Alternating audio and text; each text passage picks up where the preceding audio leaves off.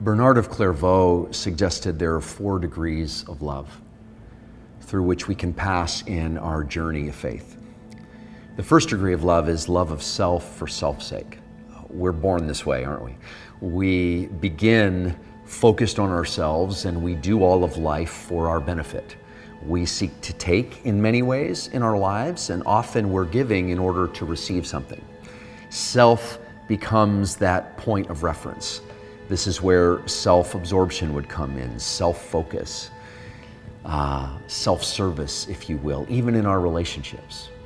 He suggested the second degree of love is us coming to some point of awakening in Christ, and it's love of God for self's sake.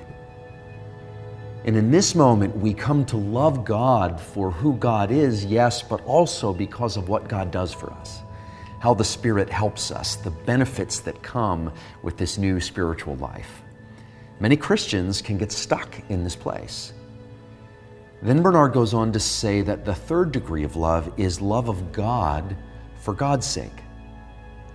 And many of us think this is the pinnacle. We've arrived. We have come to recognize who God is, that this story is bigger than we are, that the story is about who God is and God's plot line being furthered in human history and in our lives, and we become a part of that, and we worship and adore God for who God is. But then Bernard suggested there's a fourth degree of love, and I think I agree with him. And it's love of self for God's sake.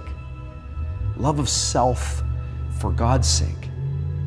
He uses metaphors to describe this that I think are very helpful. He says it's like a drop of water goes into wine and you can't tell the difference between the wine and the water anymore. It's light moving through air, and air is suffused by light, and you can't tell the difference between the light and the air. It's like metal being heated to that molten, fiery state, and you can't tell the difference between the fire and the metal. He said this is the point of union, where we are so caught up in who God is, we learn to take delight as God does in who we are. The unique stained glass window through which God reflects His beauty into the world, and through which we offer our praises and worship back to God in beautiful, unique ways.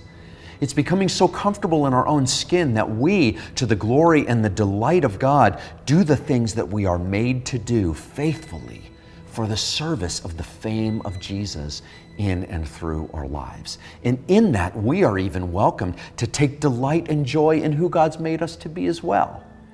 This is what Irenaeus of Lyon, I think, might have been referring to in his great quote, "The glory of God is a human being fully alive